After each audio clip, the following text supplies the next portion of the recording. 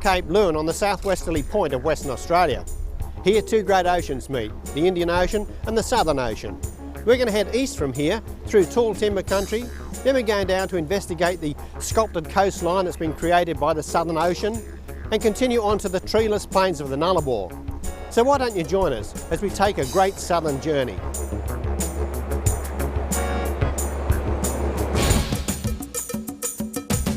Our journey will take us through giant forests where we can walk in the treetops, be involved in the history of the area, witness flooded rivers after winter rains, find out about whaling past and present, meet a scrimshaw, explore the magnificent scenery of the southern coast, see the wildlife, stand in awe on the Nullarbor cliffs, go underground on the treeless plain, see how modern technology takes over from old, and be amazed by the fantastic whales of the Nullarbor.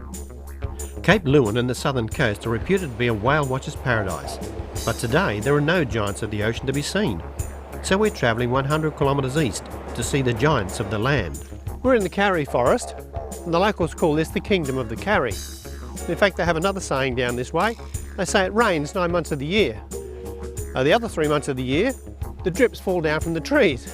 But today we're quite lucky. It has been raining, but the sun's out now. And if it didn't rain, of course, we wouldn't have these magnificent Karri trees. They need a lot of rain to make them grow this big. And a lot of rain also makes the rivers run deep in Karri country. This suspension bridge gives you a great view of the Beetle-up Falls, and the best time to see them is after heavy rain. We've had lots of rain in the last couple of days, and they look fantastic. Just take a look at that. It's hard to imagine these falls are only a trickle in summer, so a springtime visit is ideal. And the Karri forests are at their greenest. The one-way narrow road around the Warren National Park near Pemberton wanders through the best accessible virgin Karri forest, and you get to see some of the biggest Karri trees in the west. This is the Warren Lookout, and it's a great place to view the Warren River. It's also a great place to see how big the Karri trees are. They start growing way down the valley there and end up way above your head here. Really appreciate how tall they can grow. Karri grow up to 90 metres in height and is one of the tallest hardwoods in the world. And you can camp right here among them in Warren National Park. Even the old dead trees have a beauty of their own. I'm standing underneath a giant Karri tree.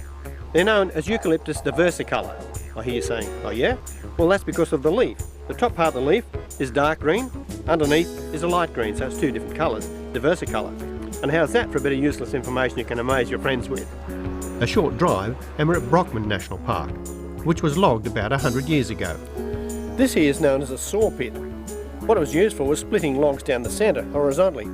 They'd cut down the tree with an axe, then they'd dig a pit like this, they'd put the log lengthways along the pit, and to cut it into lengths, they'd have to put a man on top and a man underneath with a cross-cut saw. They'd be working up and down like this, the man underneath would be working up and down like that. It took quite a while to cut down the full length of a log. The man on the top was called the top dog, the man underneath was usually the apprentice. He was the underdog, because he got all the sawdust all over him. In fact, they used to have to wear a bag over their head sometimes, so they could actually see out of holes and breathe because of all the sawdust. It wouldn't have been much fun, but it had to be done. Of course, today, it's quite different. High-speed saws and the state-of-the-art mechanised sawmill make easy work of cutting up Karri logs at Pemberton Mill, the largest Karri sawmill in the southwest. Karri's always been renowned as a great structural timber, but now with new research, the reddish-brown hues of Karri will be seen as a value-added timber for use in high-quality furniture and flooring. 46% of Karri forests are in conservation areas. The remainder of the forest is strictly managed for multiple use, including timber production, water supply and recreation. The Pemberton Mill was established in 1912 to help supply 500,000 sleepers for the Trans-Australian Railway. And the township of Pemberton is in the heart of the Kingdom of the Karri and has a rich timber history.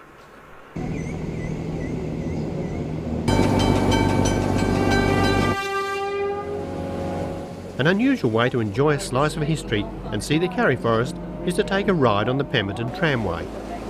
These motorised trams use a railway line that was built in 1929 to connect the towns of Pemberton and Northcliffe.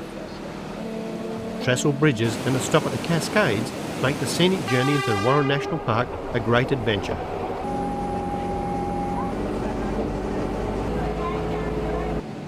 From here we get a different view of the Warren River.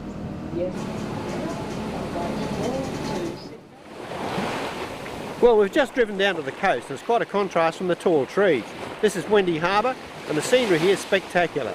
And at least the sun is shining on Cathedral Rock, which is what you expect at the beach. And higher up the hill, we're told the limestone cliffs of Point Dion Castro are great for whale watching. But we're out of luck again. The weather changes incredibly quick around here. Somebody told us about this great place called Salmon Beach with a really good lookout. That's Salmon Beach down there. They didn't tell us about the weather. Windy, freezing cold, now it's going to rain. This is supposed to be the best time of the year to be here. It's start of spring. Wouldn't like to be here in winter. Starting to rain now, I think we'll get back to the car. This means there's not much hope of seeing any whales today. And it's pouring out there once again. We're now taking the gravel Chesapeake Road through the Shannon National Park to reach the coastal town of Walpole. Walpole is practically in the middle of Walpole-Nullarbor National Park, which is famous for its wild rivers and giant tingle trees. This giant tingle tree has the widest diameter around the base of any eucalyptus in the world, and it's been burnt out by a forest fire. Come through here and burned all the trunk out, or the base out here, and left this hollow butt. Not much of it holding it up, but it's still a big tree. This is circular pool. Normally it's not like this, but in the winter when it's raining, or the end of winter, it looks just like this. All that white over there is foam that's been stirred up by the water running over the rapids here. That's the only thing you can say about the rain. It certainly makes it look spectacular and different.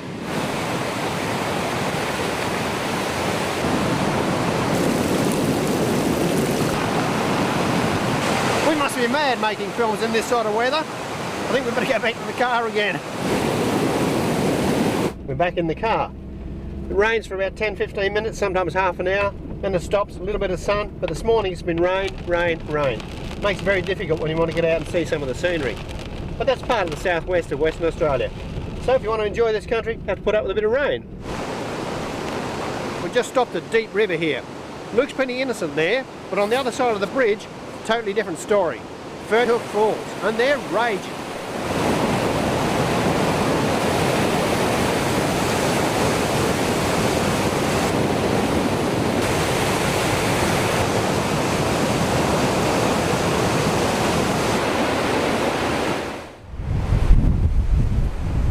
This is called Conspicuous Cliffs, and this is the lookout. It's one hell of a wind up here, I tell you. And that's a hell of an ocean out there. That's the Southern Ocean at its worst. Real furious. We've come here because this is supposed to be another great whale watching spot. But not today. We're not having much luck with the giants of the ocean, so let's head back to the Valley of the Giants. Giant tingle trees, that is. Here we can tread through the treetops on this amazing loop structure that spans 600 metres of tingle forest. The treetop walk was built to allow enthusiastic visitors a way of exploring the forest without endangering the very trees they come to see. We're about 40 metres above the ground level. When you're walking around up here, it's one of the few places you can look down on top of these big trees. Just look at this here, we're looking down on the canopy of the tree.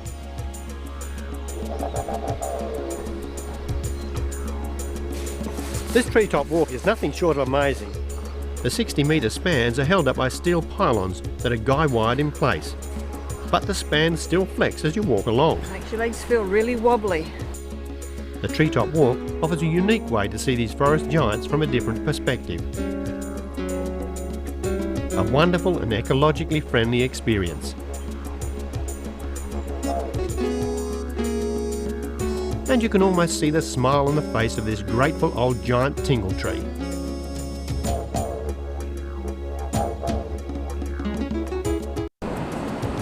The coast between tall tree country and Albany is rugged and very spectacular.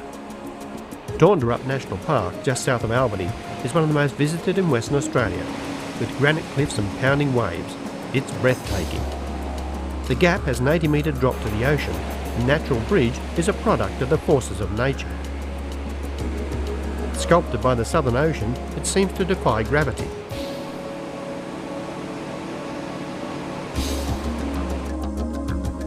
Albany has much to offer the visitor. It's steeped in history, being the first European settlement in Western Australia.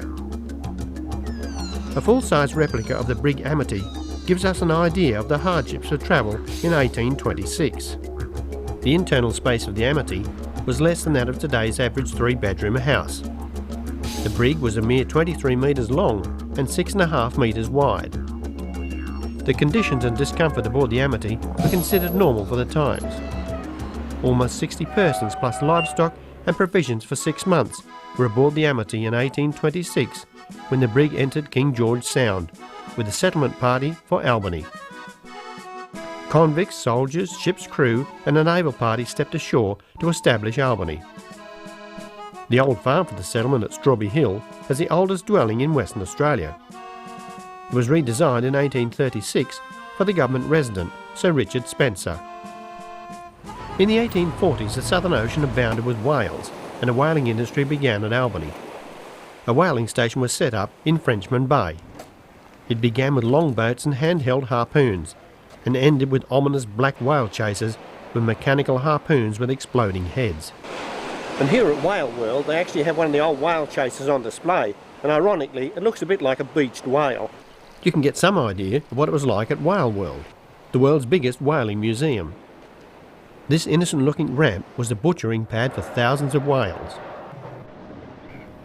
Old footage shows the flensers at work, removing the skin and blubber with razor-sharp flensing knives. 15,000 whales were processed here during the plant's operation. This steam-driven saw was called the head cutter. It only took a minute or two to sever a huge sperm whale's head.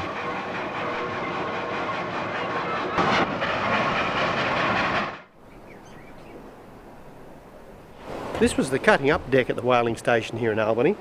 Last time I was here was actually one of the last days they were flensing whales and cutting them up on this deck. It looked quite different then. This was just awash with blood and blubber. Everything was fed down a big hole there into the boiler rooms below. Quite different to what it is today, but that's all history now. After the whales were cut up, all the blubber was fed down here into a pressure cooker and boiler beneath the deck.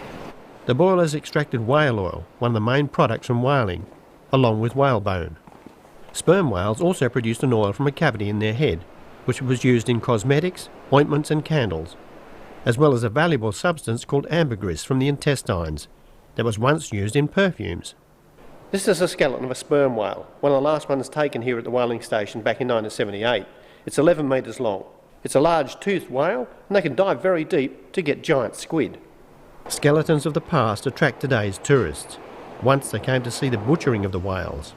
Thankfully, that's history. Shane's Beach Whaling Company closed in 1978. Today, live whales frolic in the waters in front of Whale World, and they're a much bigger attraction for today's visitors. Whale-watching scenic cruises are a popular way to spend a few hours at Albany. This is it, our only glimpse of a whale on today's cruise. A lone seal attracts our attention, and the local fishing boats are busy hauling in today's ocean harvest, thousands of Western Australian pilchards to be sold as bait for the angler. Today's money earner is in the small fish of the sea. It's time to reflect on how times change as we glide past another old whale chaser sitting on the bottom of the harbour. This rusting hulk is now home and shelter to myriads of fish of the sea. One product of Albany's whaling industry is still in limited use. Just west of Albany, in the hamlet of Torbay, we find a scrimshander. Norwegian-born Jesper Rasmussen works with whale's teeth ivory to create rare works of art called Scrimshaw. What got you interested in Scrimshaw? Well, when we first came to Albany and we saw the whaling station, there wasn't much being done. And my dad, he worked with a Norwegian whaling fleet, and I had seen Scrimshaw there, so I wanted to try to do that. And the teeth, they all come from the Albany whaling station. Scrimshaw is considered a sailor's art and dates back to the earliest whaling days. Long days at sea gave the sailors time to express their artistic talents on the available whale products, teeth and whale bones. They often scratched scenes of their work into the ivory teeth and rubbed lamp soot into the cuts to make them stand out. Jesper uses black permanent markers to do the same job today. Sperm whales' teeth are getting extremely scarce, so this is a dying art form, which makes the finished artworks more valuable as time passes. Scrimshaw art also includes carving of whale's teeth and whalebone. At least something of beauty remains from all those whales that were killed in the Southern Ocean. This wonderful carving depicts the southern right whale, and so far it's the best sighting of a whale we've had as we continue east on our great southern journey.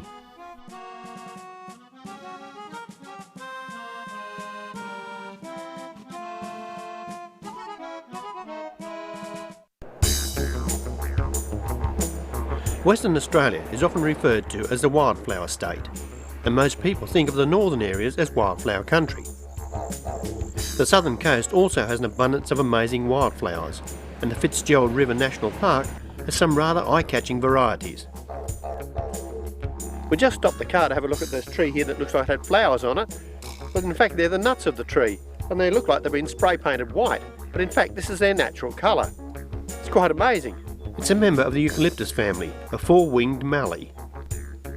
The southern wildflowers have catchy names like rose cone bush and Geraldton wax. They vary in shapes and colours, and this is the bell-fruited mallee, one of Western Australia's distinctive mallees. The magnificent scarlet banksia flowers in September and October, and once you spot it on the roadside, you just have to stop and take photos. And here is something really different. This spectacular plant that we've been looking at is known as Hakea victoria, or royal hakea. Very, very sharp prickles on it, just like a piece of holly, very, very stiff. The park is world renowned for its royal hakea.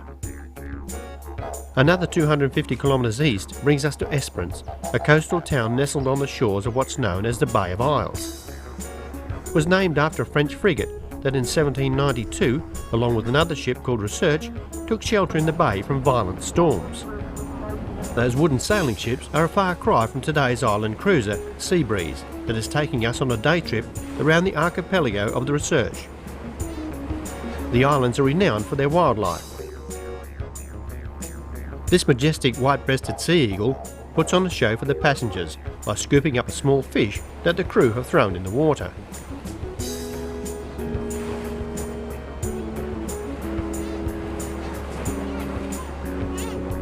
And just like a speeding bullet out of the blue, common dolphins dart around the boat like torpedoes.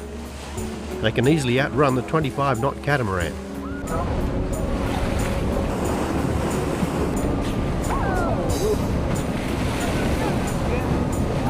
The archipelago is a nature reserve dotted with dozens of islands and isolated rocks jutting out of the sea. A large number of these outcrops are home to the abundant wildlife of the area. The aptly named Seal Rocks is a great place to rest for a group of New Zealand fur seals. They couldn't care less about the daily visitors on the boat. They even pose for photos.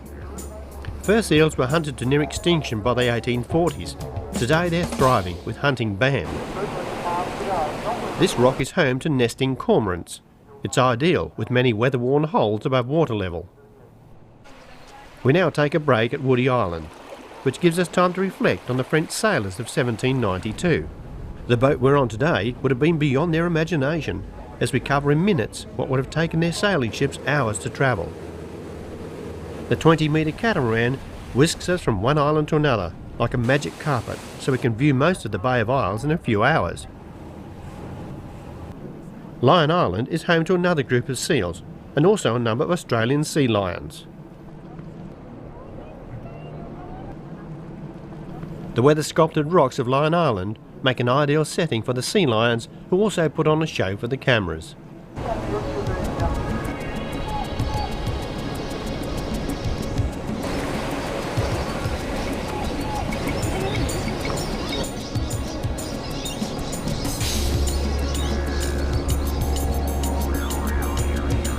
It's a wonderful and relaxed way to see the varied wildlife. And to cap off the day, we glimpse a southern right whale on our way back to Esperance.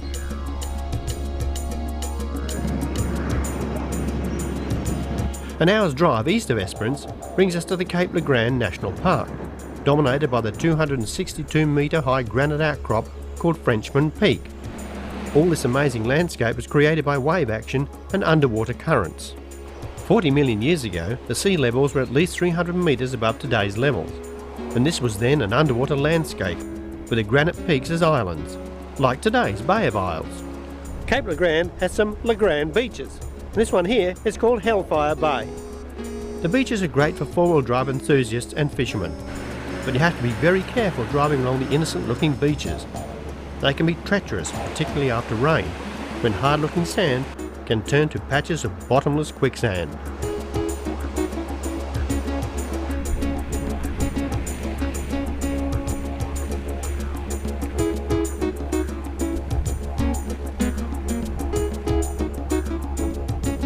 This stunning little bit of paradise is in Cape Le Grand National Park, and it's called Lucky Bay. Lucky Bay was named in 1802 by Matthew Flinders, who considered himself lucky to find a sheltered bay from the nasty storm he encountered whilst mapping the Australian coast. And what a pretty place to shelter from a storm. Just around the point is Rossiter Bay, and it's not so pretty, but it is a historic place. Of all the beaches we've come across here in the Cape Le Grand National Park, this one would have to be the yuckiest. It's got metres and metres of seaweed all along the beach. But back in 1841, this place was heaven to two people who arrived here. Explorer Edward John Eyre and his Aboriginal companion Wiley were on their expedition across the Nullarbor. When they got here, they were at the point of starvation and thirst. They'd gone 6 days without anything to drink or eat. And they were fortunate enough to look out into the bay there and see a boat out there. It was a French whaler under the command of Captain Rossiter. He came ashore and gave them some food and in fact saved their lives.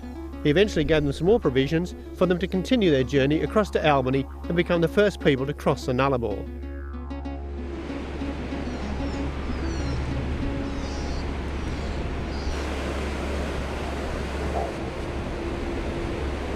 This is Le Grand Beach, and look at that Le Grand sunset. It's a stunner. Cape Le Grand National Park is home to some of Western Australia's most picturesque scenery, not to mention great sunsets. The entire park is a photographer's paradise.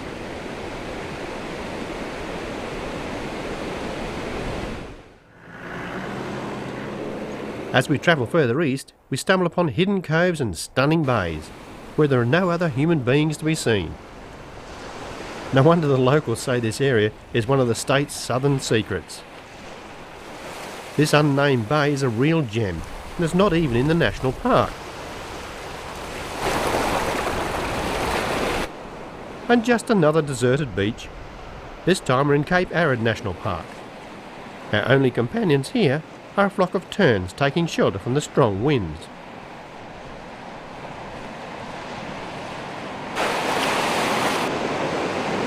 The beaches here on the Southern Ocean are pristine, pure white sand and crystal clear water. But at this time of the year, you won't go swimming, the water's really cold, and so is the wind blowing from the south there. We're going to leave the beaches now and head north, up to the main highway across the Nullarbor, and check out some of the interesting things you'll find when you go off the main road.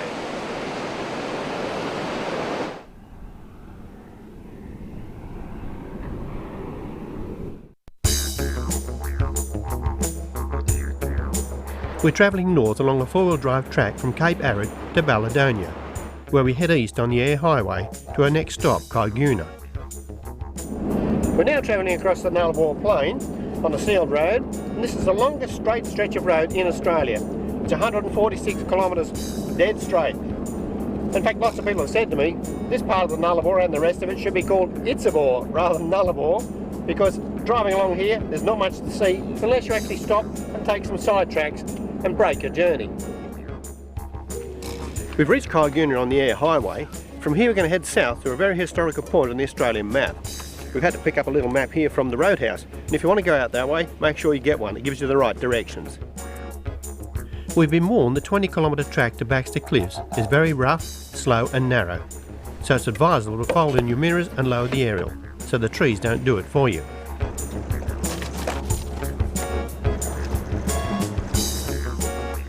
Thick scrubby country gives way to a huge grassy covered plain, and our mud map shows we're about halfway. Markers point the way when we arrive at intersections, and limestone outcrops occur at regular intervals.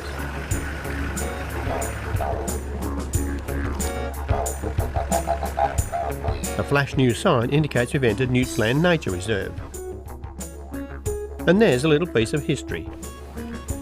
Just beside the track we found this old piece of wire, which I think is part of the overland telegraph line. It went right across the Nullarbor. And on the Western Australian side, they used wooden posts, a jarrah in fact, and this is a wooden post here. Even though it's rotted a bit, it's still very, very strong and doesn't look like actually rotting completely away for a long, long time. On the South Australian side, they had steel posts.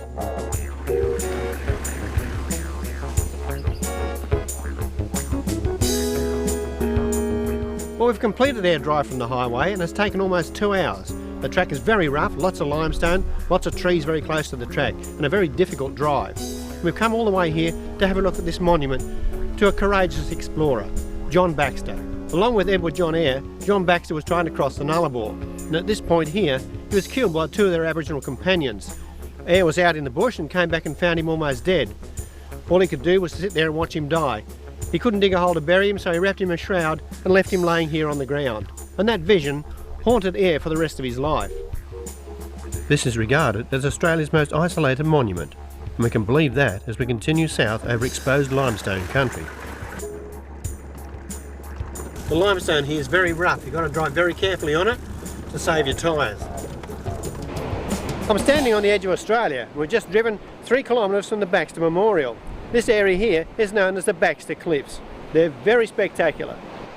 The Baxter Cliffs extend along 170 kilometres of southern coast, a fitting tribute to a courageous explorer. The Eyre Highway resembles a silver ribbon after a heavy rainstorm, and we take time to stop and observe a flock of emus who seem oblivious to the roar of traffic tearing past. They're making a feast of the greenery that shot up after recent rains. It's good to take a break on the long stretches of highway. Be sure to stop at Madura Pass and take in the view over the mallee-clad coastal plains. From here the highway traverses the plains country for 180 kilometres to Eucla. The Nullarbor certainly has some mood changes. 1 minute it's sunny, next minute it's black, next minute it's pouring with rain. From rain to sunshine, the monotony of the Eyre Highway is broken by large trucks and wide loads.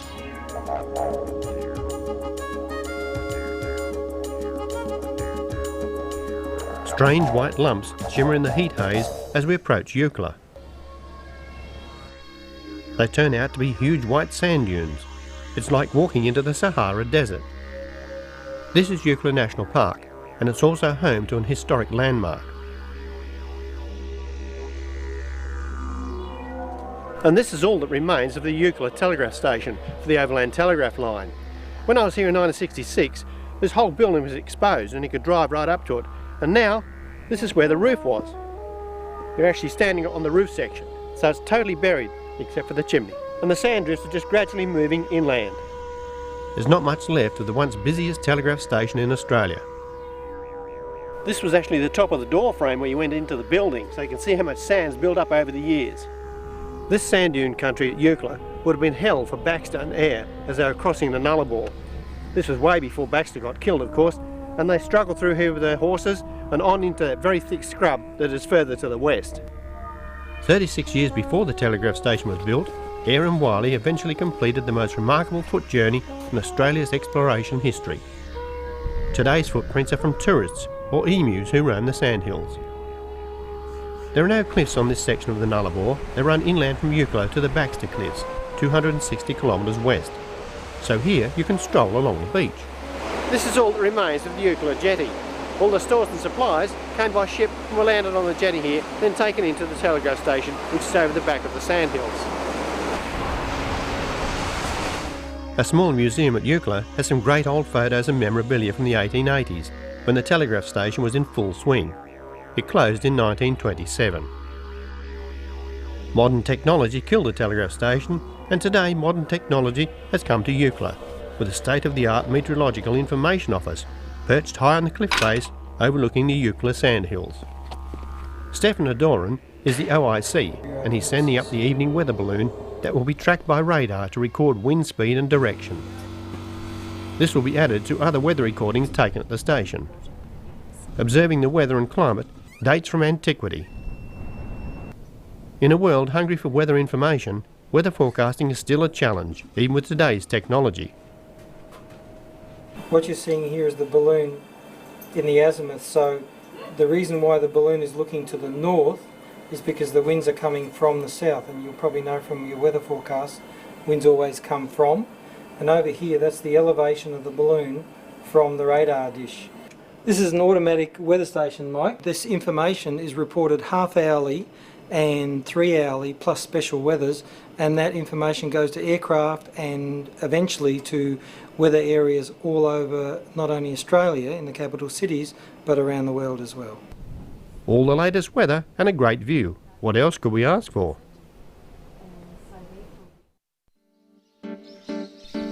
This odd structure is 12 kilometres east of Eucla. It marks the border as we cross into South Australia. We've left the main air highway at the border crossing and we're heading up the old highway, the old dirt road. It's worth doing this just to get a bit of an idea what it was like to drive along the old Nullarbor dirt road. But we're coming up here with a purpose. We're looking for a blowhole, but no one back at the border gate seemed to know where it was. The old air highway is no longer maintained and there are no signs pointing us to the blowhole. A bit of guesswork with the map and keeping a sharp eye eventually pays off. This hole here is actually part of the cave system underneath the Nullarbor, and it's a breathing cave or a living cave, and the atmospheric pressure makes the air suck in and blow out. At the moment it's sucking in, as I'll show you with this piece of toilet paper. Quite a bit of pressure there pulling that down. The Nullarbor is no place to go walking in the night. You could slip down a bottomless hole or fall off a gigantic cliff. The limestone caves and cliffs that make the Nullarbor so interesting can also be dangerous. The 90-metre Bunda cliffs are eroding all the time and huge chunks drop into the Southern Ocean without warning. It's well worth driving in off the highway to have a look at some of the cliff faces along the Nullarbor plain here. They're very spectacular.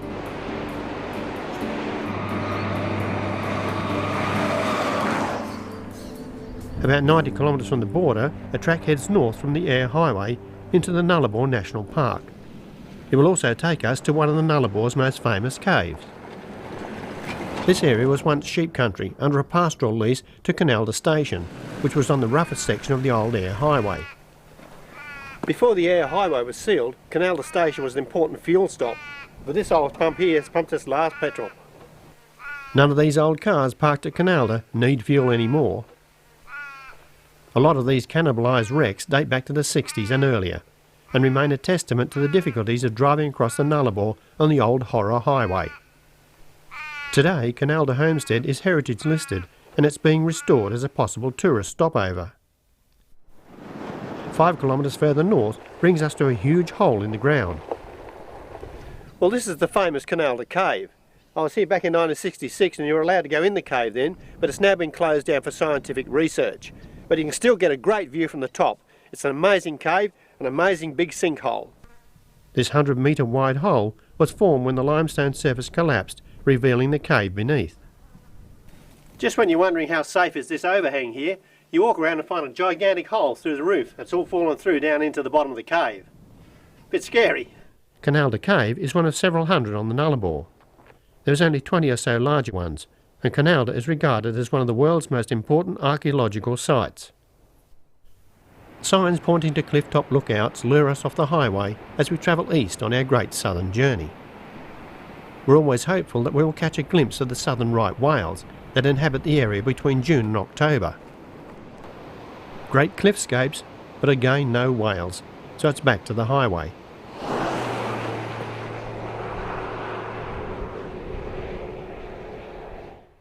We've just pulled into the Nullarbor Roadhouse to get some fuel. Maybe this is the only whale we're going to see. We haven't had much luck along the way so far. We've just left the air highway at the Nullarbor Roadhouse to take a 350 kilometre detour north to have a look at what it's really like on the Nullarbor plain. 10 kilometres north we come across a group of caves. The entrance to this one is surrounded by garden-like clumps of wild hops. The caves of the Nullarbor were formed by rainwater percolating downwards and dissolving the limestone rock. The Nullarbor region is one of the largest arid to semi-arid karst landforms in the world, covering 2 million square kilometres.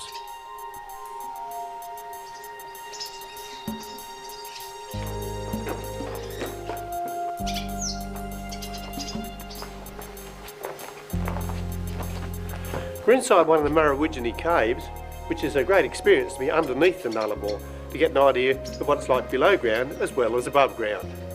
cooler down here too. Down in the cave here we can see some swallows nesting up in the cracks along the roof line there. They're a bit wary of our light because it's quite dark down here. It's a bit surprising they're in the dark area because there is a bit of light coming in from the outside of the cave. These welcome swallows must have flown a long way to find the shelter of this cave to nest in. Deeper in the cave, the ceiling is covered with a bright green algae, almost as if it's been painted. And in the darkest corner, we stumble upon some animal bones.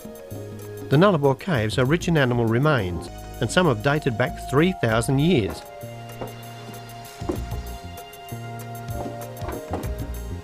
Just here near the entrance to the cave we found some hand stencils. These hand stencils would have been made by someone holding their hand against a rock, putting a mouthful of ochre, chewing it up with some spittle, and then spitting it out around the hand like sort of a spray paint effect. End up with a stencil on the wall. Probably Aboriginals would have come into here. Maybe there's water down in the cave then and they use it as shelter, I'm not sure. Quite a few handprints through here. Just makes you wonder how long that's been there and whose hand was it that made that mark in the Nullarbor cave here. Aboriginal mythology says Ganbar, a giant serpent, lives in the underworld and eats humans, so they had a fear of entering many of the Nullarbor caves. We try not to think about that as we make camp in one of Australia's most isolated areas.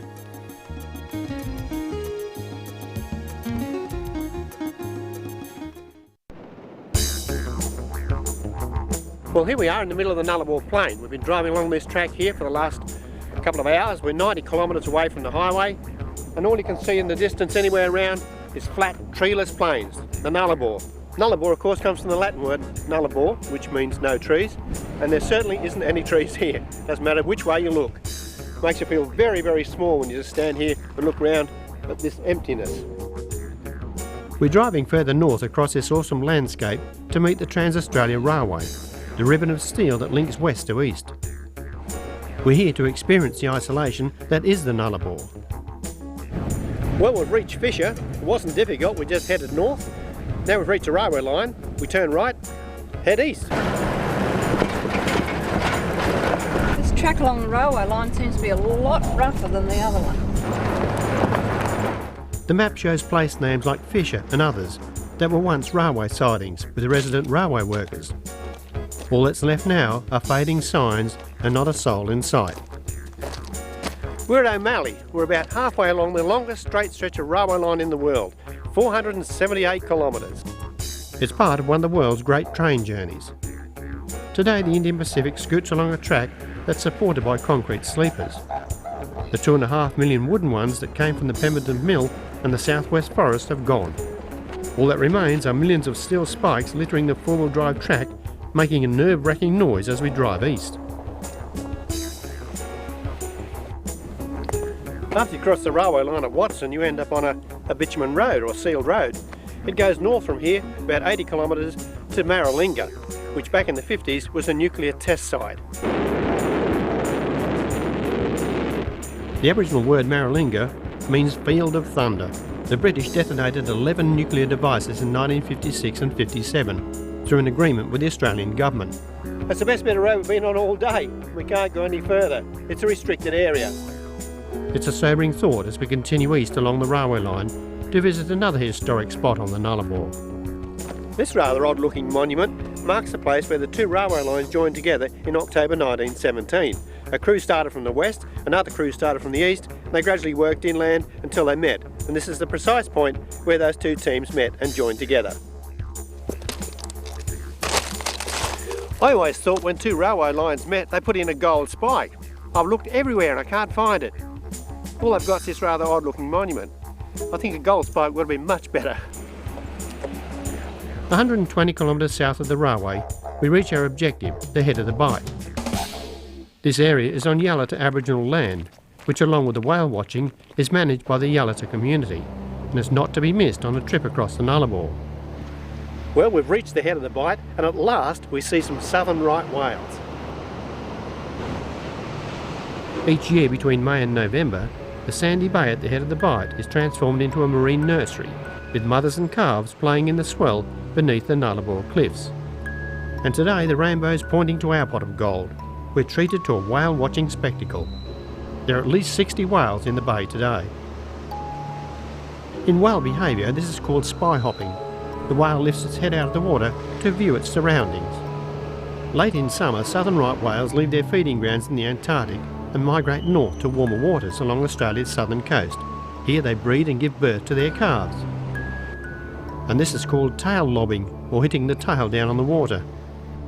Although southern right whales are huge bulky creatures, they can perform acrobatic antics, like leaping out of the water, which is called breaching. And they sometimes just like to float on their backs. Looking like a surfacing submarine, this large female could weigh about 80 tonnes, and it's as big as a tourist coach. Even the babies are as big as a large four-wheel drive and can weigh up to 7 tonnes. The baby whales are just having lots of fun, and we watch for hours as they interact with their mothers. This one does a complete body roll for our cameras.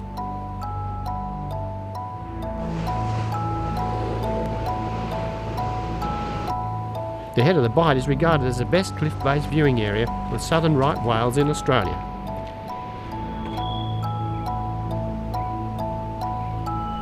Even though the whales cruise along in the huge swell beneath the cliffs, they never seem to get washed onto the rocks. Southern right whales were nearly hunted to extinction for their oil and whalebone by 1930. There are 18 whaling stations in South Australia alone. They were internationally protected in 1935, and today the world population is about 4,000 and on the increase. These magnificent creatures seem to be performing for the visitors on nature's very own outdoor grandstand on the Nullarbor cliffs. What a fabulous place to end our great southern journey, here at the head of the Bight, watching those magnificent southern right whales. It's been a journey of contrast weather-wise and scenery. It's taken 20 days to get here. We've travelled 4,314 kilometres and used 767 litres of diesel, but it's been well worth every kilometre because we finally did get to see those elusive whales. So, don't forget to join us next time we travel all over the countryside.